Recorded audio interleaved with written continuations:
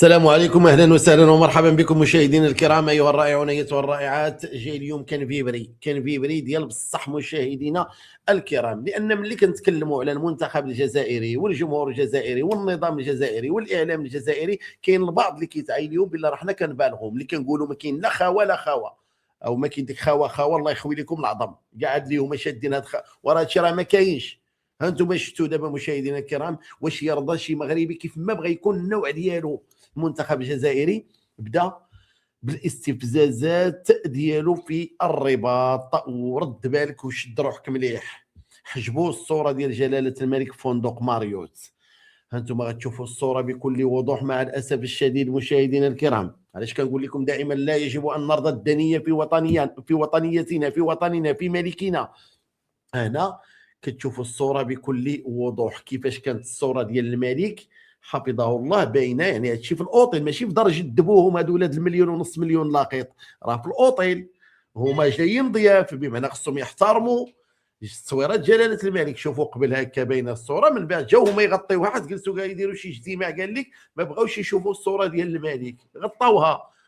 يلا الخبر كيقول مشاهدينا الكرام المستفز جدا، واللي اكيد صحاب خوا اللي كيشوفوا هادشي ويقولوا خوا فهم خونه اللي يشوف هادشي هذا خونه. علاش انا كنقول لكم صافي، يعني اعتقدنا اعتقادا جازما، اصبح معتقد في القلوب ديالنا على ان هاد الناس هادو ما يمكن ليكش تنتظر على انهم ممكن يتبدلوا ويتغيروا للافضل في يوم من الايام.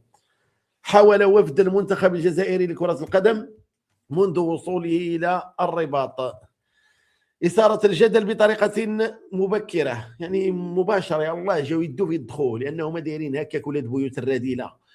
حيث قام أحد أعضاء الوفد في فندق ماريوت بحجب صورة جلالة الملك محمد السادس حفظه الله خلف ستارة أثناء استخدامهم إحدى قاعات الاجتماعات، إلا أن إدارة الفندق تدخلت بسرعة لإعادة الصورة إلى مكانها بشكل لائق. ومن المتوقع أن تصاحب مثل هذه التصرفات الوفد الجزائري الذي يضم على ما يبدو بعض العناصر المرتبطة بالأجهزة الأمنية، وهو أمر يعكس أسلوبهم الاستفزازي الذي اعتدنا عليه. أنا نوضح واحد النقيطة هنا قبل ما نكملوا. راه ماشي بالضروره اللي دار شي شكرغولي، اللي دار شي ولد حسن، اللي دار شي حاجه نقولوا لا المخابرات الجزائريه لا العسكر ولا راه هما دايرين هكاك، ما نقولوش كنضحكوا على ريوسنا. ورغم محاولاتهم الدائمه لزرع الفوضى والتشويش على التنظيم المثالي اللي حظيت به كافه الوفود المشاركه، فان السلطات المغربيه جاهزه للتعامل مع هذه المحاولات بحزم. ولهذا بركه من التنازلات، واللي دار الذنب يستاهل العقوبه، الحبس ولا الترحيل مباشره على الاقل لاي احد قام بمثل هذه التجاوزات. هذه راه فيها مس شي حاجه اللي بالنسبه لكثير من المغاربه، يعني على الاقل نقولوا عليها من الثوابت، من الرموز، بلا ما نقول من المقدسات، لا من الثوابت والرموز، واللي يجب احترام صوره جلاله الملك.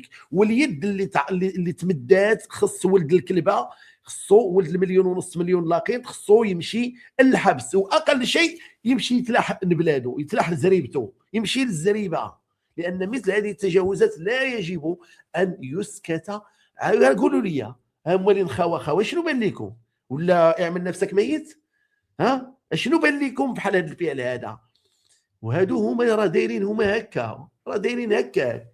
ممكن نغمضوا عينينا على شي حوايج ما كاين حتى شي مشكل، نديروا راسنا ما على بالناش، ولكن الا اماره المؤمنين، الوحده الترابيه ديالنا والشرف والكرامه ديال ولاد وبنات بلادنا، ما يمكن ليناش نسكتوا على هذا الشيء بتاتا البتة. الوفد الجزائري اللي بدا بكل وضوح انه مستاء من الحفاوه، وتكلمنا عليها البارح وتكلمنا عليها في القناه الرسميه، الحفاوه والضيافه اللي داروها لهم المغاربه. هادو جاو نعم سيدي البطوله الى اخره، درنا حنايا هاد الحفاوه وهاد حسن الضيافه لكل المشاركين في هذه التظاهره. جميل جدا جميل جدا، ولكن هادو ولاد اللابروخه تا هما يتم الاستقبال ديالهم بالحليب وبالتمر وبالدقه المراكشيه. هذه والله مهانه، انا اراها، انا حر، هذه مهانه. واش متفقين معايا ولا لا؟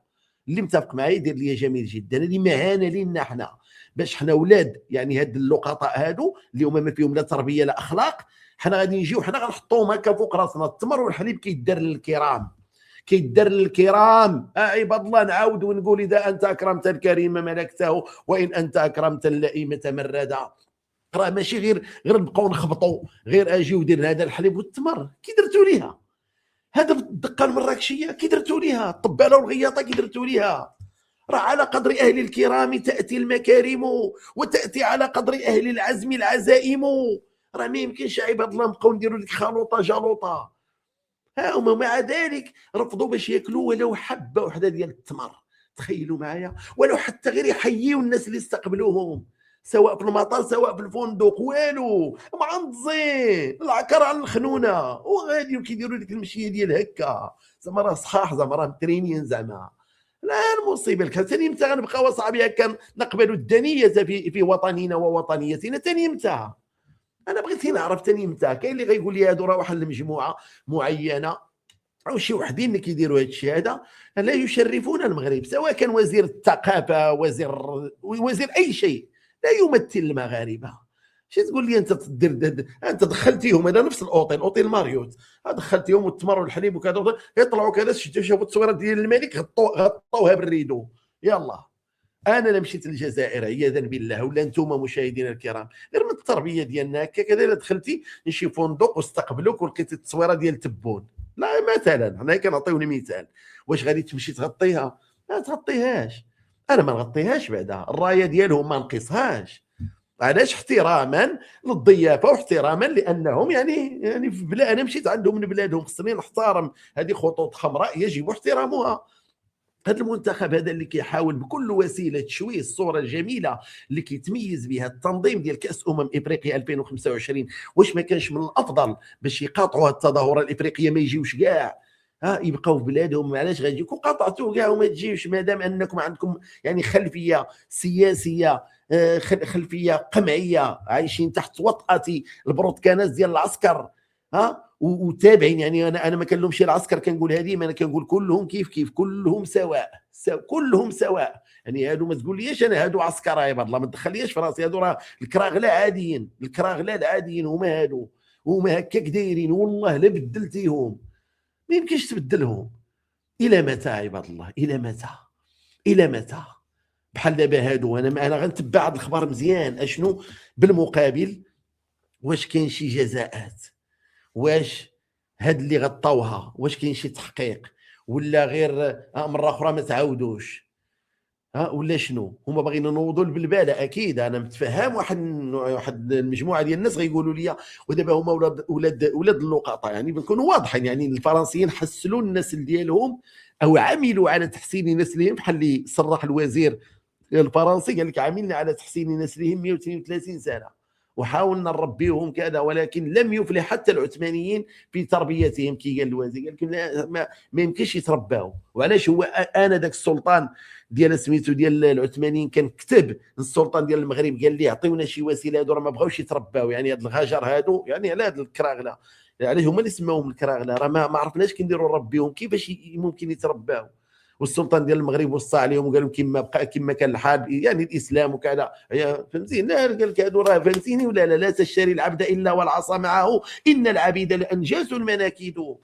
ما يمكنش عباد الله، حنا كنشوفوا مرأى العين دابا، وبالله عليكم واش كنبالغ؟ وانا قلتها لكم البارح قبل ما تبان هذه الصوره هذه كيفاش داروا صوره جلاله الملك، قلتها لكم البارح، قلت لكم هادو والله ما نثق فيهم.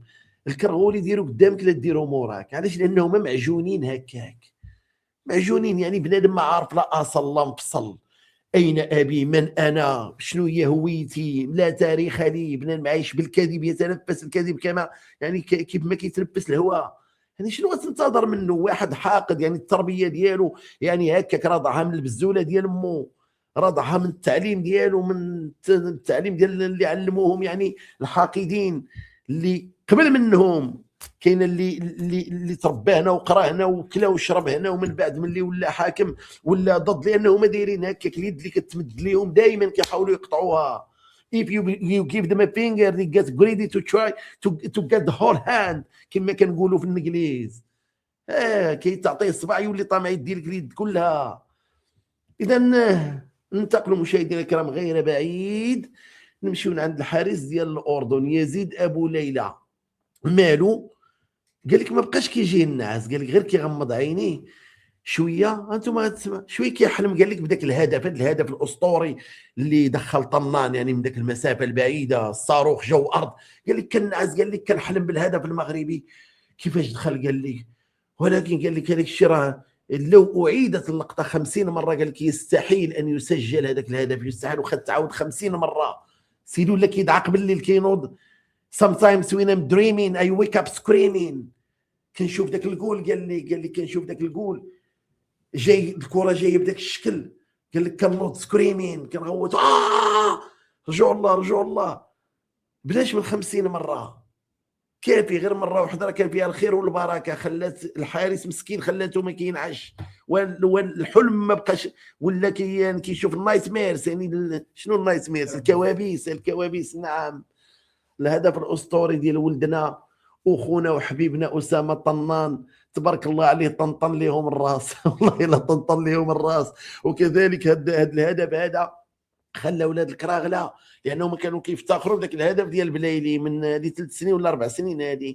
هذاك الهدف صار ما بقاش كيبان قدام، ولهذا ما بقاوش قادرين حتى باش يتكلموا على المباراه، حتى انهم لم يذيعوها في اي قناه من القنوات الجزائريه بتاتا البتة. تخيلوا معايا باش العالم كيتفرج في نهايه كاس العرب هادو بتاتا البتة. علاش؟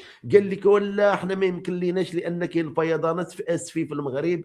المغاربه قال لك في شكل حنا استغربنا كيفاش كيتفرجوا كيفاش فرحوا، حنا لا، حنا بقاو فينا الناس ديال اسفي. والله الا ولاد الحرام بعينهم، مع كامل احتراماتي وفي اطار الحب والحنان والعطف والوئام، والله الا قالوها في التلفزيون الرسمي البارح. اذا رجعوا للحارس الاردني على ديك الخبطه اللي تخبط مسكين مع البوطو، راه طبيعه من طبيعه الحال تخليه يحلم طول حياته، ماشي غير ليالي، طول حياته. شوف الشعلابيت كي داير، الله الله الله الله الله الله الله الله الله الله الله الله الله الله الله، والله الا زعما راه ما شاء الله. من عذروا هذاك المعلق الرياضي المصري فاش شافو مسكين هكاك تشبح حدا البوطو، قال له اعمل نفسك ميت، اعمل نفسك ميت. بسم الله الرحمن الرحيم. بسم الله الرحمن الرحيم. أصدقائي المشاهدين، متابعي معاذ مار، صدق الله العظيم. يا لهوي، أول أهداف اللقاء. مش ممكن مش ممكن مش ممكن. اعمل نفسك ميت، اعمل نفسك ميت، مش ممكن. أسامة الطنان بيسجل أكبر الأجوان، بيسجل أفشخ الأجوان. وباش ما ننساش يجيو يشوفوا التصريح ديال الحارس الأردني أبو ليلى، سمعوا معايا مزيان، مسكين ما بقاش كيدي الناس، قطع لي في قلبي. نمت وانا بحلم بقول يعني انا حتى الجول الاول يمكن نمت وانا بحلم بقول يعني لو يعيدوا 50 مره مستحيل. صار مع كابتن مش معي، اللي صار معاه هو نفسه، يعني هو ما حد بيتوقع انه يعني تروح معاه زي هيك، راحت معاه تحكي حطتها بايده يعني، لكن قدر الله ما شاء فعل. انا عجبني غير واحد الاخ حتى هو يعني محلل رياضي مخضرم بحالي، قال لي لقد دخلت التاريخ يا يزيد حين يذكر انه سجل اجمل هدف في مرماك من مسافه بعيده تجاوزت خط وسط الميدان في لقطه نادره ستظل محفوره في ذاكره كره القدم. سعداتك يا ابا ليلى، لقد دخلت التاريخ من بابه الواسع. وقت تعيش 50 سنه لن تنسى يا ابا ليلى ذلك الهدف. ايوا وليدي شنو نقول لك، المهم تحيه للناس ديال الاردن. ولينا محظيين صراحه ومتبوعين، هذه خصنا نعرفوها ونديروها ببالنا دائما. خصنا نعوذ بكلمات الله التامات وكل شيطان هامه ومن كل عين لامه. دائما خصنا نقولوا الدعاء، والله الا العين خايبه. اجيو شوفوا واحد مشجع اردني ولو انه كيبان عنده حسن نيه، ولكن المنتخب المغربي ولا طماع، ما خلانا والو، دنا كل شيء. ميسا دار ميسا وضاما جمع علينا كل شيء. مسكين نسمعوا مع شويه الاخوه باش نمشيو فقره اخرى. ايش هذا الطمع يا المغرب؟ اعطونا شيء، خلوا لنا شيء يا جماعه الخير. المنتخب المغربي حقق بطوله كاس العالم تحت 17 سنه، وحقق بطوله كاس افريقيا للمحليين، وحقق بطوله كاس العرب 2025. ايش تخلوا لنا؟ وكمان مشارك في بطوله كاس افريقيا القادمه، وانا خايف انه يجيبون كاس افريقيا في ارضهم في المغرب. هذا المنتخب لازم يطلع من افريقيا، لازم يطلع من العرب، لانه ما له منافس. ارقام، انجازات، تاريخ، حتى جمهور. جمهورهم قوي جدا، جمهورهم في الملعب جنوني. المنتخب المغربي يمتلك كل شيء لتحقيق بطولة كأس العالم 2026. والله ما أبالغ، والله ما أبالغ. المنتخب المغربي قادر على تحقيق كأس العالم في النسخة القادمة في أمريكا. كل شيء يمتلكه المنتخب المغربي. نقول غير تبارك الله يا وليدي، وانت قول تبارك الله، كل شيء كيعترف بين العالم كامل. شفت انا واحد بلوجر مغربي والله الا شفتو في امريكا اللاتينيه كيقولوا لي حكيمي بونو فلان، وهذا واحد اللاعب مغربي تا هو سميتو ديك المراكشي اللي بان تما في كاس العالم، سميتو ديك المراكشي، ديك اللاعب واعر عنده الشعر كان داير ليه واحد اللون ديك اللي بان الزبيري. شفت ديك فلوجر تصور معايا في الدول ديال امريكا اللاتينيه وكذا، كيدير كيسافر من دوله لدوله، كيقولوا ليه زبيري زبيري بيان بينينو، كيجيبوا ليه مشان واحد مشان تايلاند وكيقولوا لي حكيمي بونو، كيجيبوا ليه الماء، واحد الفلوجر مغربي الماء ويجيبوا ليه كذا والقهوه وما بغاوش يتخلصوا من عنده. وهاد اللي حدانا جوارينا هاد خوا الله يخوي لهم الدراس والله ما اعترفوا بك، بل يا العراء احجر العافيه يعطيونا باتساع والو. اذا اللهم بارك وزد في ذلك والقادم اجمل ان شاء الله. وهاد كاس افريقيا يا ربي يدوزوا على خير وبخير. موتسيبي يعلن أن كأس إفريقيا ستقام كل 4 سنوات ابتداء من بعد النسخة ديال 2028. اش بان لكم دابا كأس إفريقيا كتلعب كل سنتين، فموتسيبي قال لك من دابا يعني هاد دابا يتلعب هاد الكاس اللي موراه من تما للفوق يولي بحال كأس العالم كل 4 ديال السنوات عاد يتلعب كأس إفريقيا، بمعنى تسنى اجباد عليها المعلم. اش بان لكم واش مزيانه عامين ولا 4 ديال السنوات؟ انا بعد الصراحه انا كنقول عامين افضل. هاد دابا كاس العرب 4 سنوات، كاس العالم 4 سنوات، كاس افريقيا حتى هو بغاو يديروه زعما. انا كنقول كاس افريقيا وكاس العرب بجوجهم خصهم يكونوا عامين لان 4 سنين صاحبي راه بزاف، شحال غنعيشوا كاع. مصر الدنيا هانيه ما كاينش مشكل.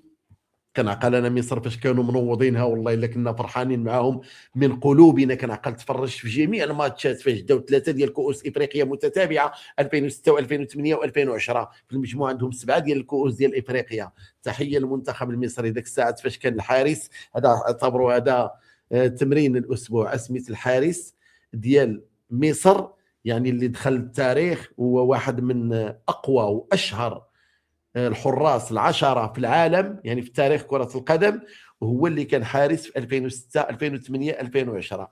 يلا بينوا لي الثقافة الرياضية ديالكم. اجيو نمشيو مشاهدينا الكرام من واحد الفقرة بعيدة على الموضوع واحد السوية ولكن مهمة بزاف.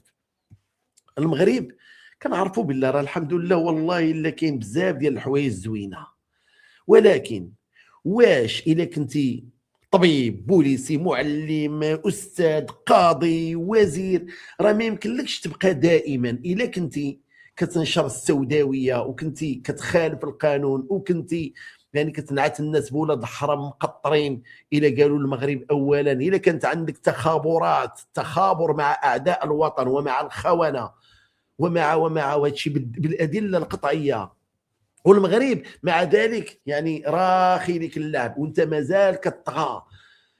ما نطولش عليكم في المقدمه اكثر من هكاك. شوفوا معايا هذا مقطع يلاه قبيله هذا بحرا يلاه عاد وصادم جدا في الحقيقه. حميد المهداوي اللي كيعيطوا ليه حميد الهرقاوي او الطباوي او الحقداوي او الهضراوي ما كيهمش، المهم انا ما اعتقد في هذه الكماره هذا هو انه يعني كيقصف بلاده بالشر وبالسوء، وعنده تعامل وتضامن وتعاطف وتخابر مع الاعداء، مع اعداء المغرب، وكل من يعادي المغرب فهو حبيب له. هذه على مسؤوليتي. عندنا المقاطع، عندنا العجب العجاب. هذا يعادي المملكه المغربيه ويستعمل التقيه. فهذا الهرقاوي هذا غتسمعوا معايا في هذا المقطع وغتقولوا لي الراي ديالكم شنو كيقول من قدام المحكمه. كيوصف المغرب بالوسخ بسبب علاش رفضوا باش يعطيوه البطاقه الصحافه. انا كنقول والله وتسمعوا كيقول على الماستر والله ما عندك شي ماستر، داك شي مزور عطاوها لك من لا يحبون هذا الوطن. المزورون اللي عطاوك هذيك البطاقه غير صحيحه. اشك واطعن بتلك البطاقه او عفوا الشهاده ديال الماستر، والله اكلخ منك ما فيش. نشوفوا بعد البطاقه ديال الصحافه قال لك ما عطاوها ليش. فاذا الفن المغربي موسخ علما انه ارتكب جرائم بلا عدد، انا نتحداك توقف معايا في المحكمه تقول لي نقول لك المصائب اللي دير، والله الا خصك 20 30 عام ديال الحبس وقليله فيك. اكبر هرقاوي في المغرب. نشوفوا المقطع بعدا، انا كيقلقني هذه المصيبه هذا. تصور انت 15 عام وانت صحافي 15 عام، وتصور عندك ماستر في القانون العام، وعندك دبلوم معهد العالي للصحافه ومهن التلفزيون، وعندك البطاقه هذه سنوات، واحد نهار وليتي ماشي صحافي. حتى وصلنا للوسخ، وصلنا للعفن، وصلنا للمستوى ديال الدناءه، وصلنا لواحد البلطجه اداريه. هذا الشيء هذا اللي عندنا حنقول شي عباره غنتعصب، ماشي صحفي انا كاع، ولكن المغرب الوسخ هذا سميتو الوسخ.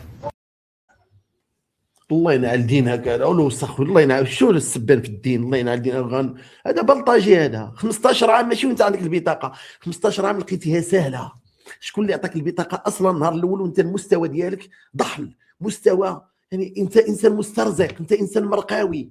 شكون اللي عطاك اصلا هذيك البطاقه هذه من جهه؟ 15 عام وانت كتنشر السموم، 15 عام وانت باغي تقلب النظام ديال المغرب. عندنا المقطع كتقول لهم اللي بغى الجمهوريه الدنيا هانيه، اللي بغى الملكيه الدنيا هانيه، يعني حر. هي ذاك النهار عندنا المقطع ديالك فاش كيقول اش كيقول المغاربه، كنهضر مع المغاربه ماشي مع الخونه. كيقول لهم ذاك النهار عادي زعما تكون انفصالي، الانسان يقدر ما يلقاش الحق من الحقوق ديالو في السبيطار ولا في الكوميساريه ولا كذا، فالانفصال خيار. تخيلوا معايا الانفصال خيار.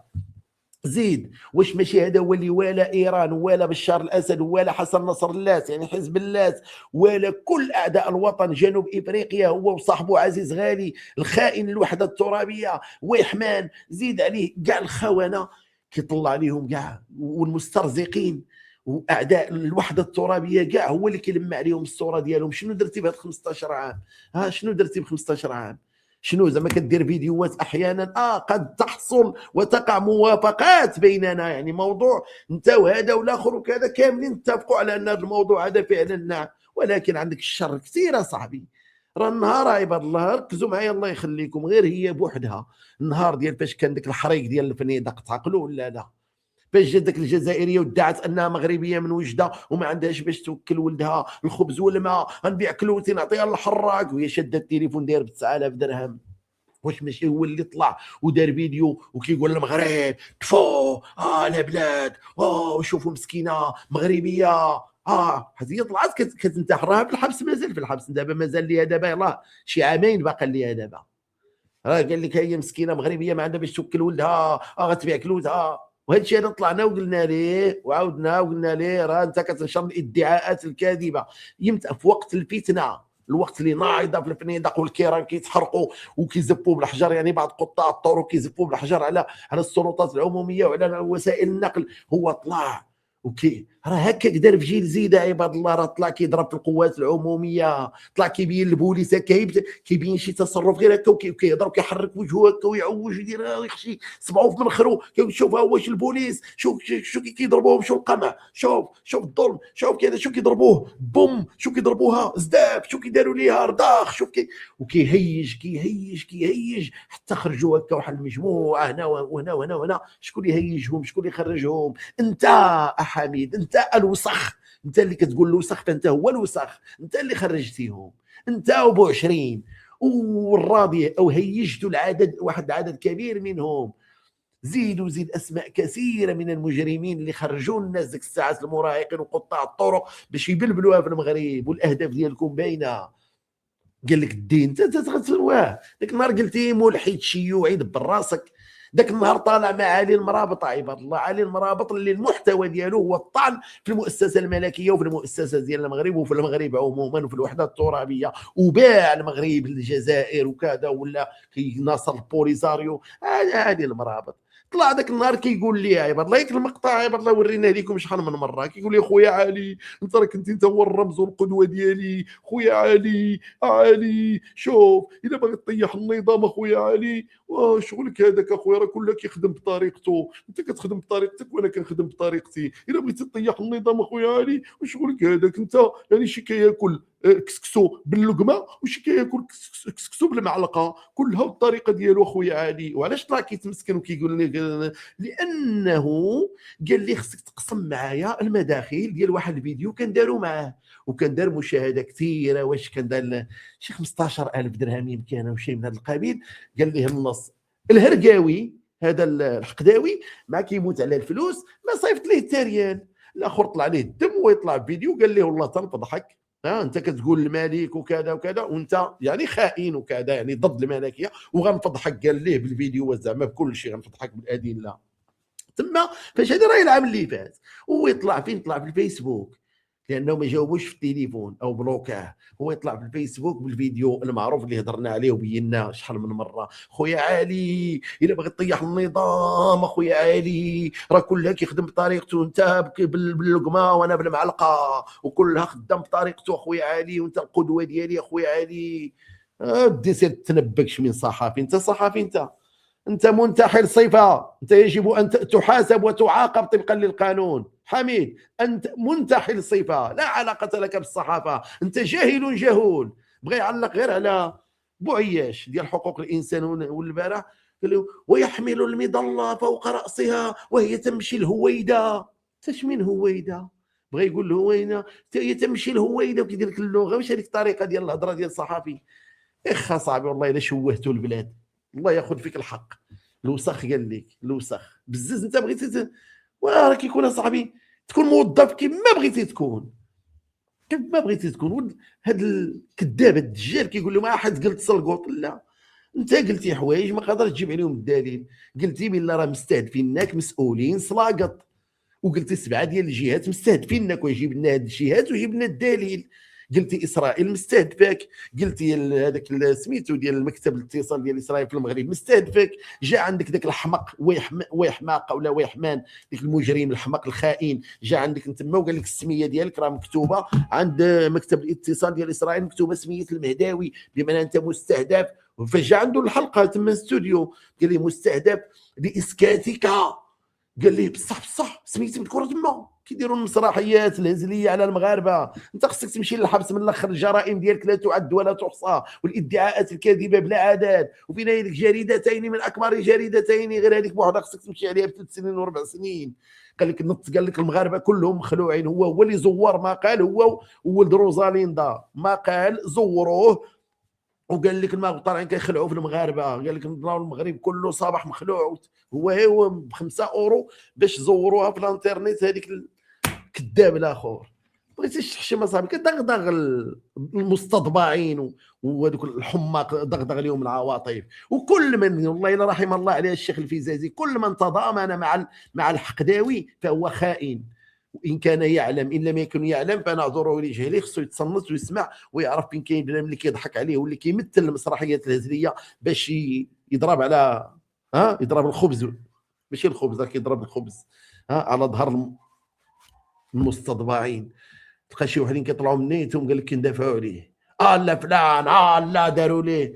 واللهم اجعل كيدهم بينهم، اللهم اجعل كي كنقولوا اللهم جعل بأسهم بينهم شديد. حنا ما كيهمونا لا هذوك ولا هذا ديال قال لك راه صورهم مصوب بجوج، هذوك اللي داروا شي حاجه يتعاقبوا. هو راه مخالف القانون. عندك تشوفوا في البرلمان تقول لك راه شكون اللي دافع عليه؟